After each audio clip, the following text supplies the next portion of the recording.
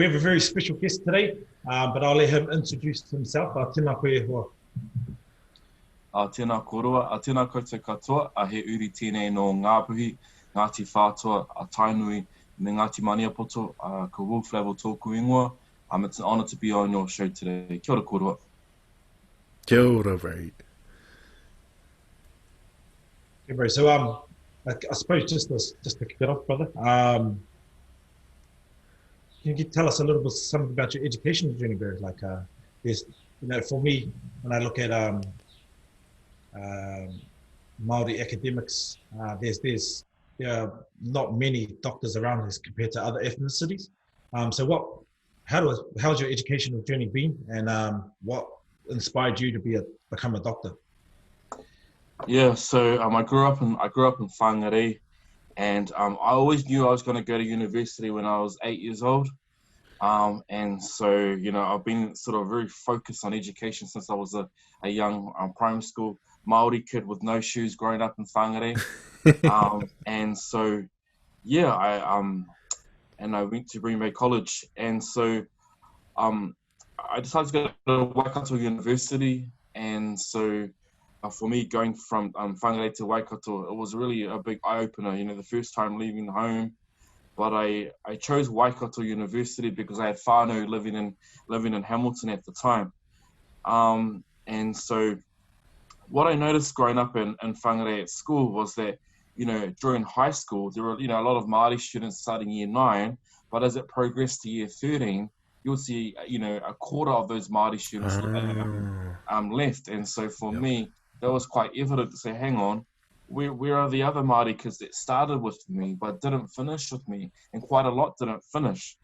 And back when I was at high school, and I just checked the statistics recently, when I was at high school, 80% of the Māori kids in the Whangarei area didn't get NCA level 1, the most basic of school qualifications. And so that was shocking. It was an eye-opening experience. So I decided to go to Waikato University. My aim was to study law, and I was enrolled at in the law school at Waikato University.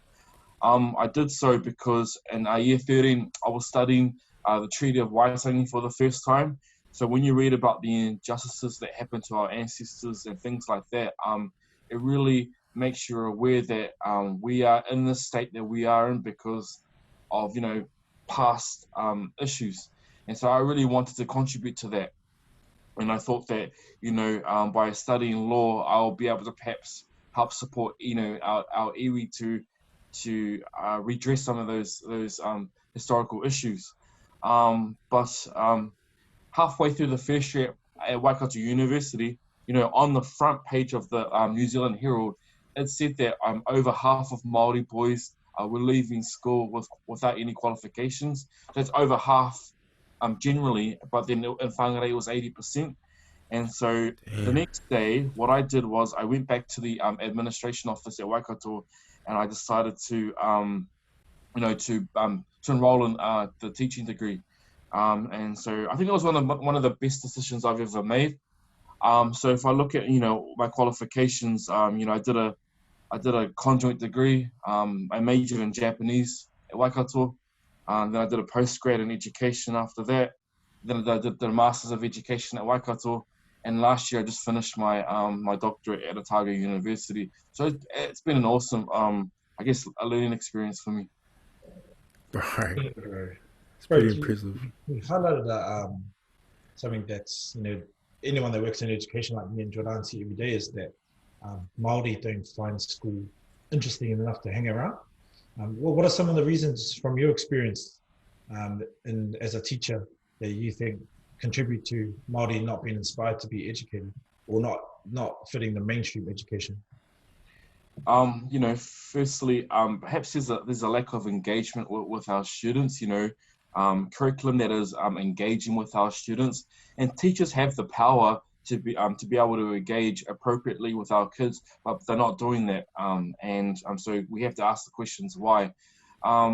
The Principals Federation yesterday released a statement that many of the teachers, the new teachers going into the school, are still holding racist views about Māori students.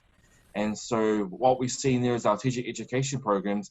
We're not getting that full quality teachers, and we're not getting teachers that are able to be culturally responsive to our Māori students. So you've got issues around our teacher education training.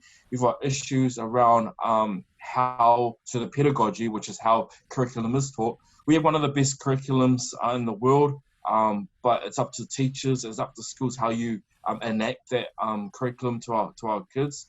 And we're not being engaging enough, simply. And so what I would like to see also is utilizing the community a bit more, and the teaching and learning of what we're delivering in schools. So it must be hard for kids to sit for 6 hours a day in the classroom every day. I have a low attention span, so imagine though, and I can feel the pain of the kids. And so I wouldn't want to be sitting there for that long. So I think it's time that we utilize the resources outside of the schools and to support the learning of our kids there. Yeah, bro. Mean. Yeah, tautoko, bro. Tautoko. I guess, was there any troubles like in your education group? Like, did you face any issues navigating like through your bachelor's degree, master's degree, or was it all smooth sailing for yourself?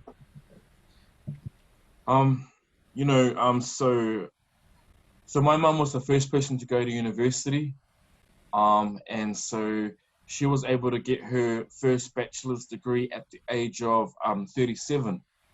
37, and 37, her first degree in our family. So we needed someone like that to show us how important education is, and basically that was a way of getting our whānau out of poverty too. So I'm a big believer that education is the way out of poverty. And so my mum is a principal now. And so she paved the way for both myself and my sister, who are both university graduates. For me, the inner motivation is so high that I think it was smooth sailing for me, that I wasn't going to let anything get in my way, and that I'm going to beat you at your own game. I want to beat the system. I know the system. I've worked the system, so I know how to beat the system. And we need to give those skills to other Māori, our rangatahi, on how to beat the system, to make the system work for them. And so that's what I've utilized to get to where I am at now. So I like to say it was quite smooth sailing for me. Bro, can I just jump in quickly? For people like me who short attention span, I didn't go to I got to year 13, but I didn't get level 3, so I couldn't go to university. Can you explain to me like the levels? Because I've spoken to a few rangatahi, and they're not, they've heard of things like master's degree or bachelor degree or a BA. Can you like just break down what those are and what the levels are? Yes, so I guess you've got certificate, and you've got diploma, and so when you go to university, it's a 3-year degree is usually a bachelor's degree, and that's a way of getting into the job market that needs the skills within the different subjects that you are learning in that bachelor's degree. So a bachelor's degree is usually 3 years. So for example, if you want to be a teacher, it's a minimum of 4 years to do a teaching degree, which is a bachelor's degree, and usually a postgraduate degree of 1 year after that as well. So some jobs, obviously, you need to get a bachelor's degree, and that's really important. And so after that is a master's degree. And how I sort of think of a master's degree is like, okay, you're now a master in that particular area, like a subject matter expert sort of type person there. And so, you should be a person who has the skills and knowledge, high skills and high knowledge in that particular area. So I did my master's in education, in kōrero Māori education. And so after that was the doctorate degree. That's usually 3 years full-time. You could do maybe 5 years part-time, 6 years part-time. And that's the ultimate in terms of reaching that high level of knowledge and understanding. You're supposed to be the absolute world expert on that particular issue. So in terms of my own doctorate degree, I am a world expert on non-Māori kids learning te reo Māori. Wow. So yeah, any questions around that? Give some props for that, bro. Far out. Thank you, bro. So you're basically Goku Super Saiyan level what? Of education.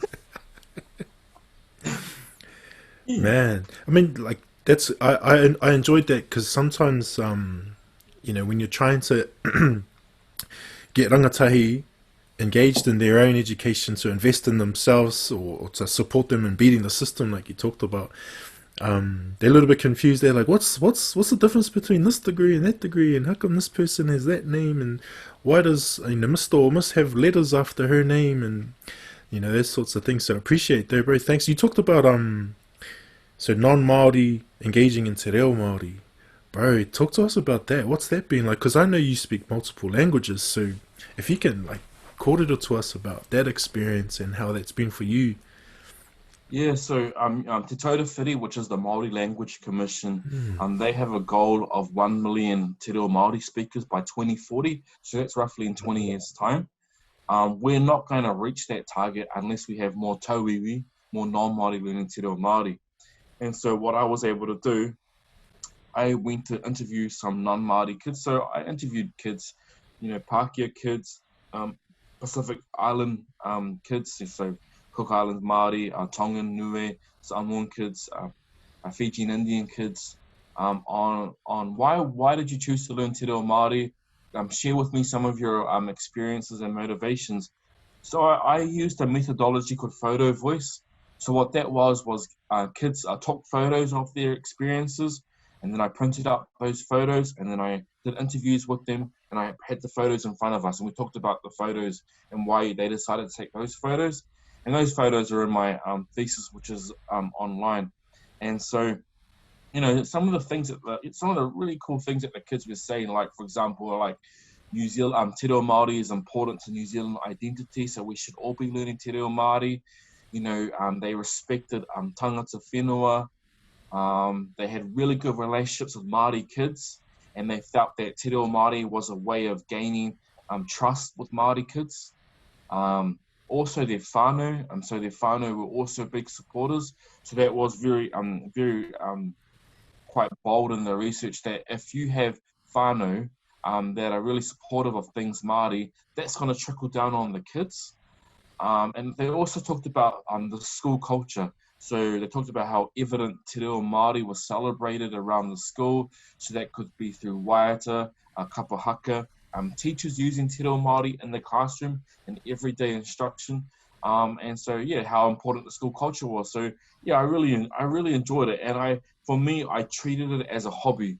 So I treat all my studies as a hobby because it's fun, it's interesting, and I know that it'll be supporting the wider education areas of Aotearoa. Me. What are some of the challenges with having Tawi learn our language? Yeah, that's a very good question. And while I was doing some of the research, you know, like Māori are still suspect on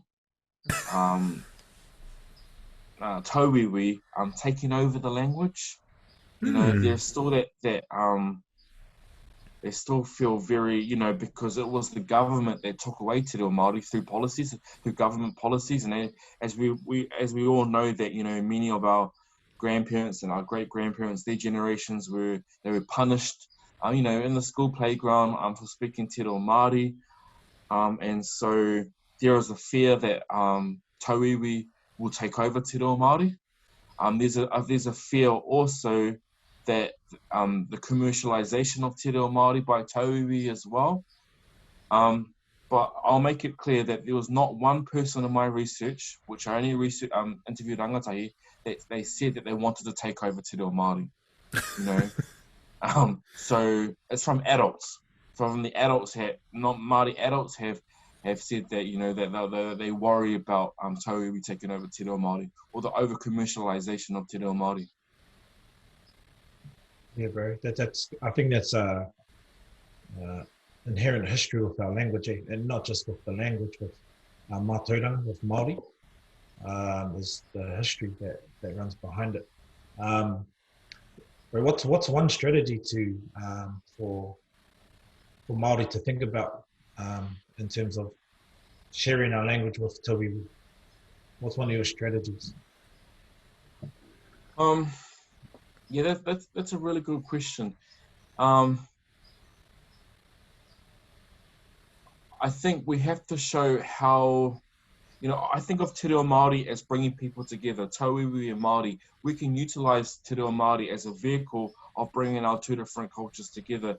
So if we're positively promoting te reo Māori as an inclusive language, I think that will really get tauiwi on board of the waka. So the name of my thesis was ko te reo Māori he waka eke noa, which basically means that, you know, for te reo Māori, we're all, you know, we have to get on board together to support the movement of te reo Māori.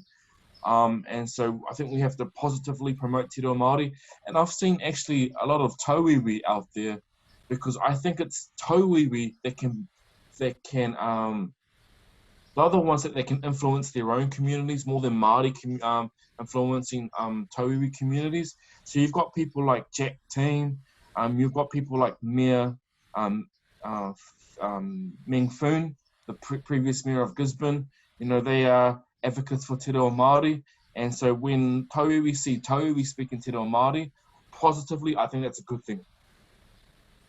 You said Jack Team. When I used to watch TV in the mornings, I actually thought his name was Jack Tame because of the amount of reo that he spoke. I was like, oh, this fellow must be Māori. But then, they kept saying Jack Tame, so I was like, oh, no, maybe he's not. Well, you know, what's cool about Jack Tame, Jordan, is that he did his first Te Karere report yesterday. So he did a whole news report in te reo Māori for Te Karere, because he's based he's in Washington DC at the moment doing the Trump Biden. Man, that's cool. For him to do that all in te reo Māori was brilliant. Yeah. Wow. That's me. He's gone up my favorites list. Hey, bro, you talked about. You can say he's now cultured. Sorry. I'm just going to call him Jack Tummy anyway. Just going to carry it on. You talked about the. Using it as a vehicle to bring our people together, tauiwi together alongside Māori. And one of the cool things that I know about you, bro, is that you can speak Japanese, and the ability to, because I know how hard it is for me to learn my own languages. And then I've got to look at someone like you who just effortlessly just picks up languages like nothing. Can you I guess share some findings and some insights into how we're encouraging tauiwi to learn te reo Māori, but what's it like for you learning Japanese and I guess learning about the Japanese culture? Well, I could speak Japanese before I could speak te reo Māori, so I'll make that point first. You know what? You have to want it really bad, and when you want something really bad, that means you have to dedicate the time, the resources, and the effort to getting it done. And so, because I just got back from a scholarship in Japan at the end of year 13, and a kaumātua, asked me why I could speak Japanese but not te reo Māori, and I couldn't give him a real answer for that at all, and it left me quite bewildered. And so, from that kōrero with the kaumātua, I knew I had to do something about that. And so, first time learning te reo Māori properly at Waikato University, and really, really wanting it, and so I've been able to. So I majored in Japanese, but had te reo Māori as well. And then my next linguistic challenge has been, ngangana Samoa, the Samoan language, which I've been doing for a few years now. And I'm learning Samoan because in my other job as elected to Auckland Council out here in West Auckland, we have a large Pacifica community, particularly our Samoan community.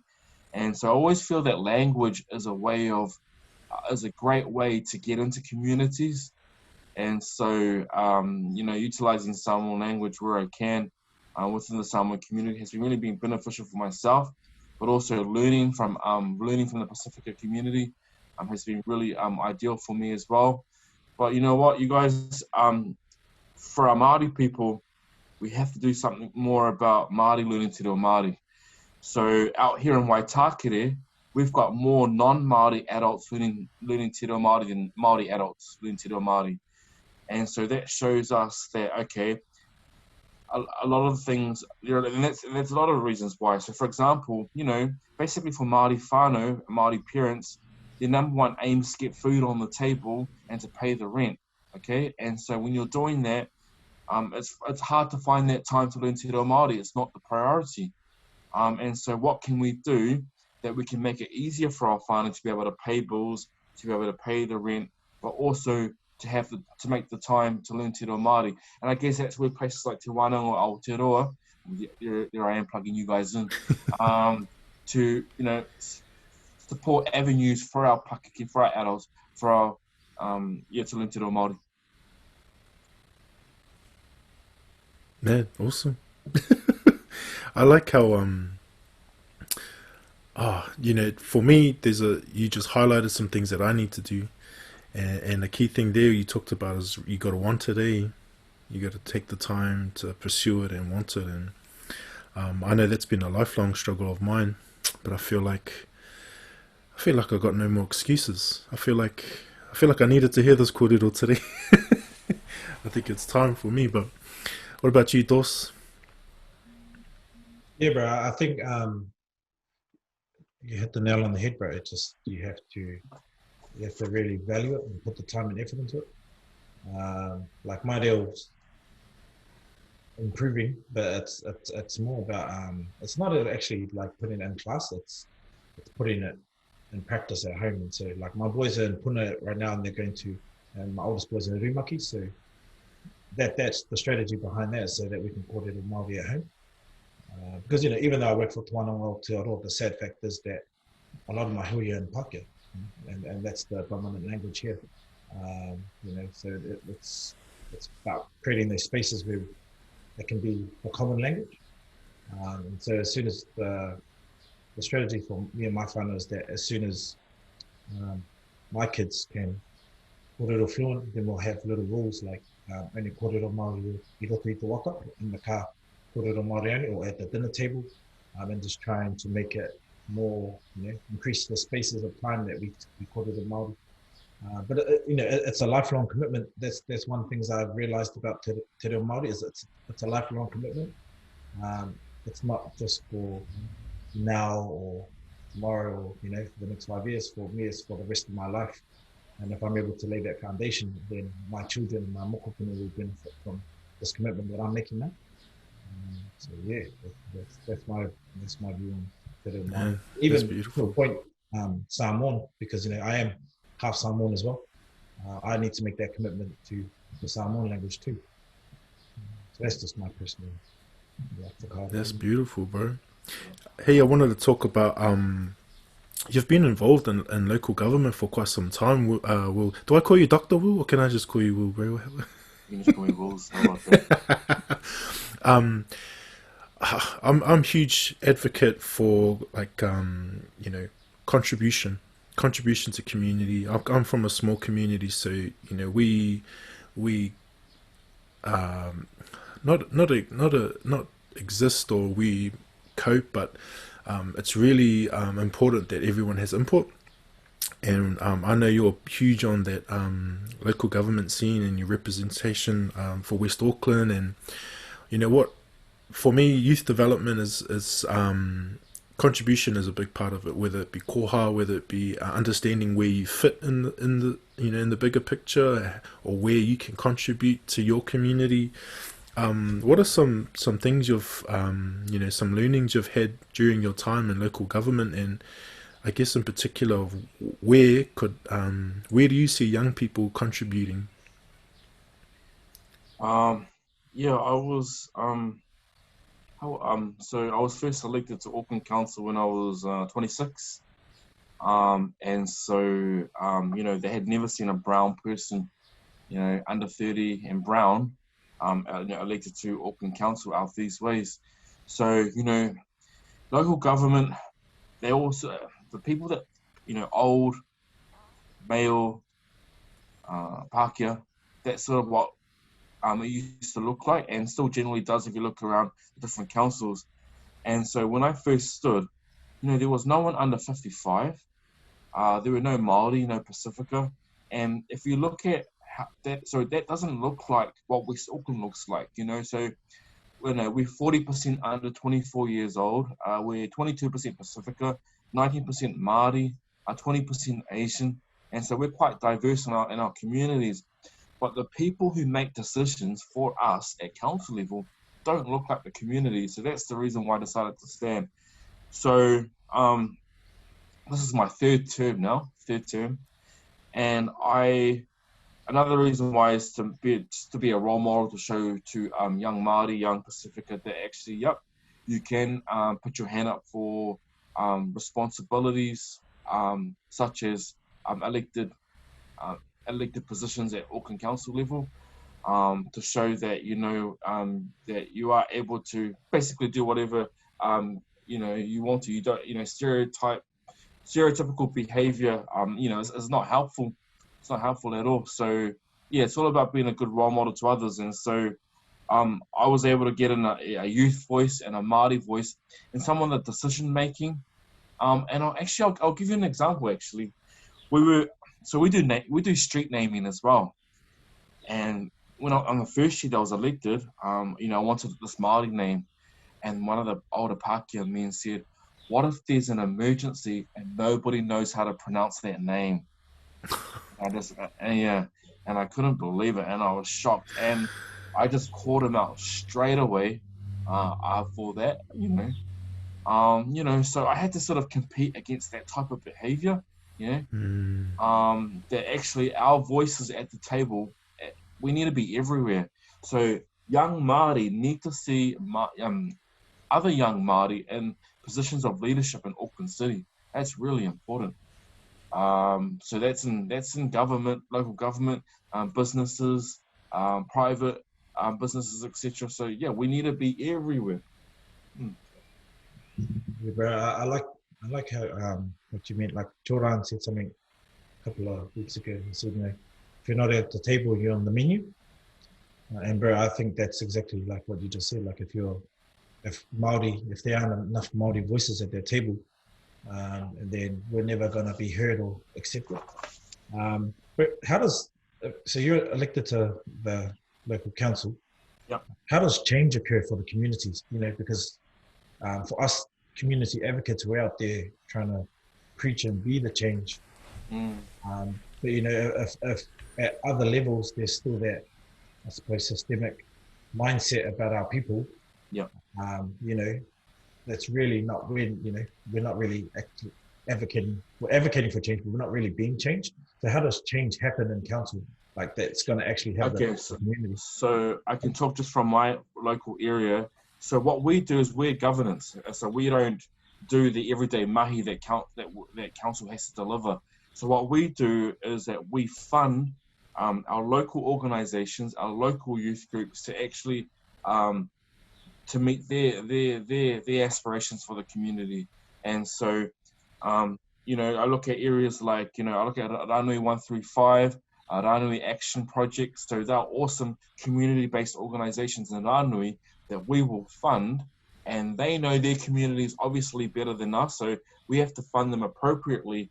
And what we look at is, where are the gaps? Well, our gaps are our Māori youth, our Pacifica youth. We need to invest more into that and into those areas. And since COVID-19, another major focus has been employment opportunities.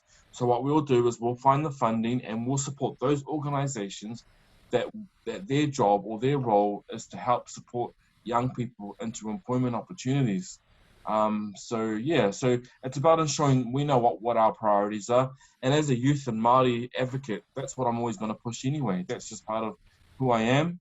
The others, when you make decisions at the local government level, you also need to work with create good relationships with the other local elected members to get them on board as well. So say, hey, because a lot of them, don't know issues around Māori issues.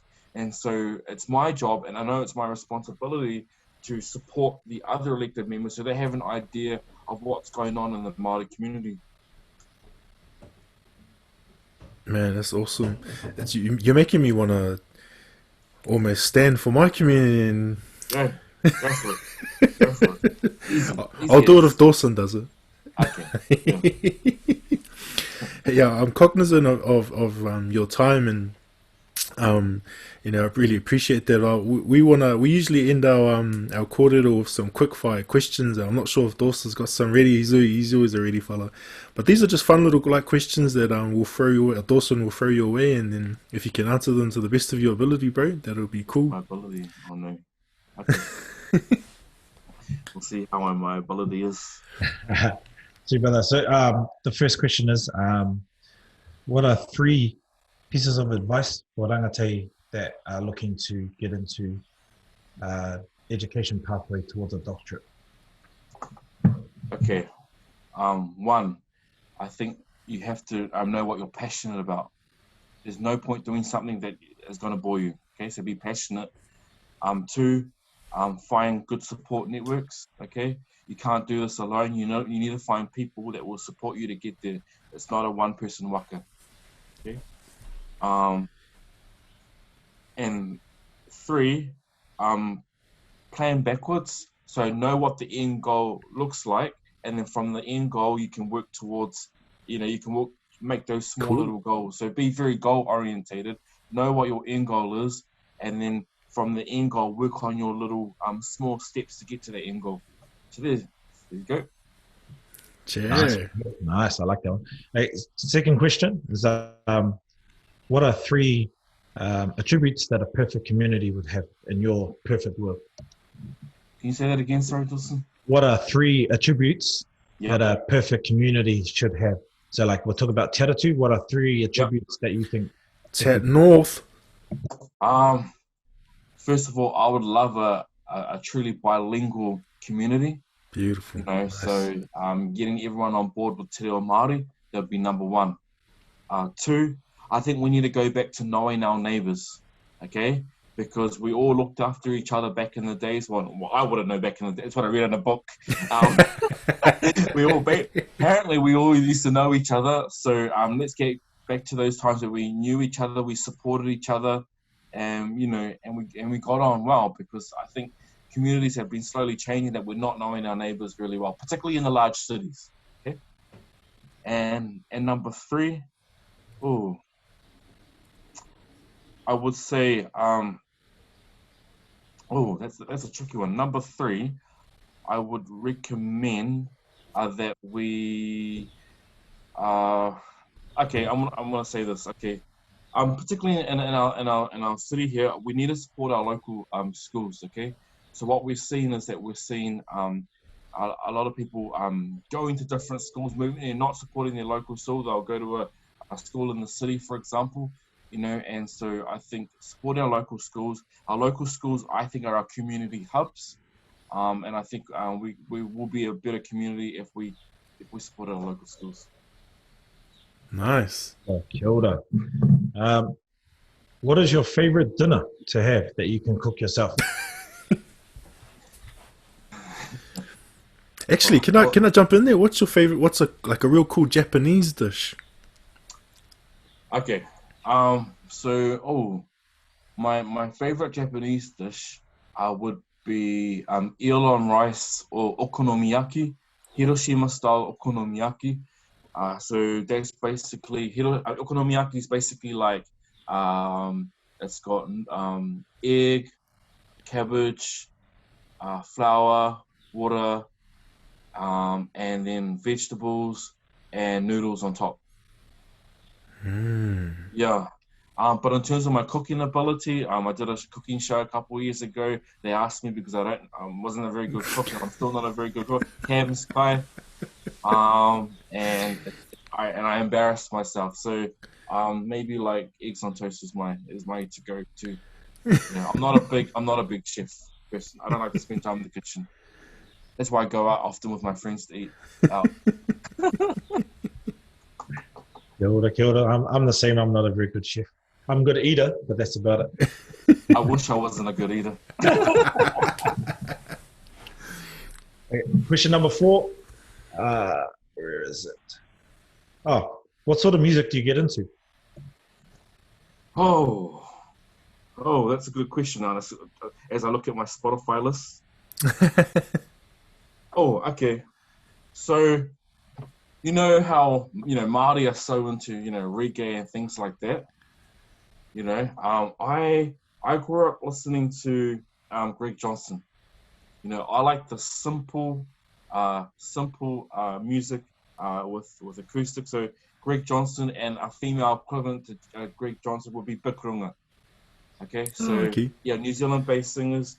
And so I love my Samoan music as well. Wanae Toloa is one of my favorite singers as well. So yeah. Nice. You listen to RSA, man? Sad. You know that? Sad. And final questions.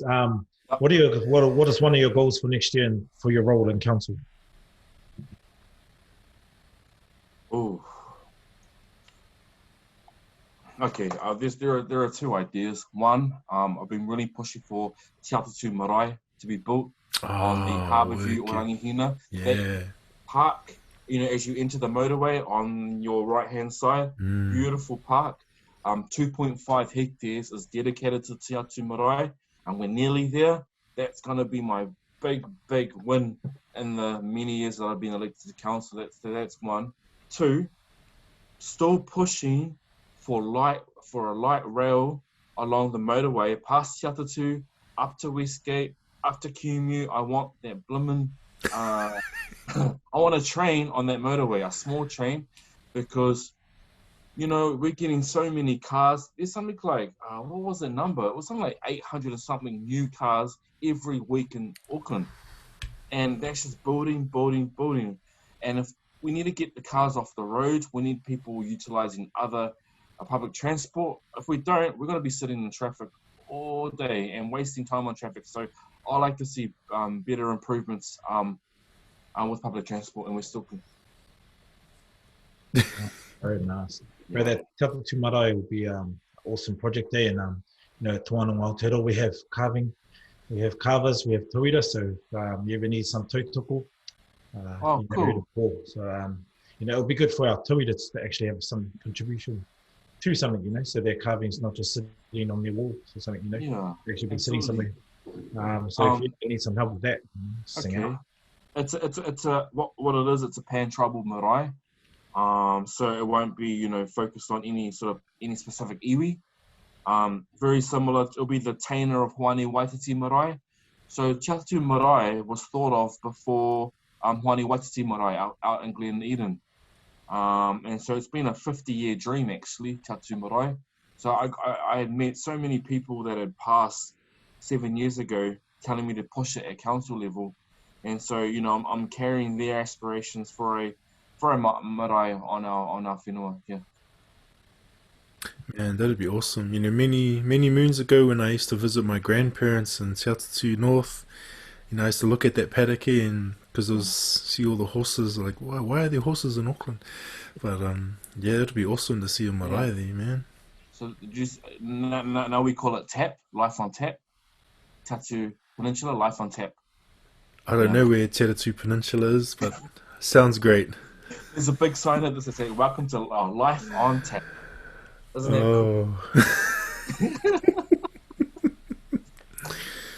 Hey brother, I just want to say, on behalf of us here at Rangatahi Kiringo Podcast in Tuanong Aotearoa, Dawson and I, thank you very much for your time, bro. Really appreciate you sharing about yourself and your experiences not only education, but in your role, many roles actually, in Auckland and local government and education space. So thank you very much, brother. I appreciate your time.